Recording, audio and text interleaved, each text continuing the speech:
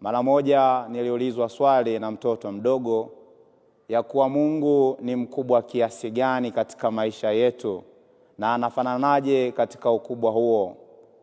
Basi kwa kutambua ya kuwa si ufahamu ukubwa wa Mwenyezi Mungu kwa kadiri alivyoniuliza hilo swali, nilimjibu hivi huyu mtoto ya kuwa Mwenyezi Mungu ni mkubwa pale tunapokuwa karibu naye, lakini Mwenyezi Mungu ni mdogo tunapokuwa mbali naye. Hivyo wapendwa katika Kristo, Mwenyezi Mungu ataonekana yu mkubwa na ana maweza pale ambapo tutamweka karibu katika maisha yetu. Lakini Mwenyezi Mungu ataonekana na kufikirika katika akili zetu kuwa hana nguvu tena pale ambapo atakuwa mbali katika maisha yetu. Hivyo yatupasa kumweka Mwenyezi Mungu karibu katika maisha yetu ili kujua ukubwa wake na maweza yake katika maisha yetu.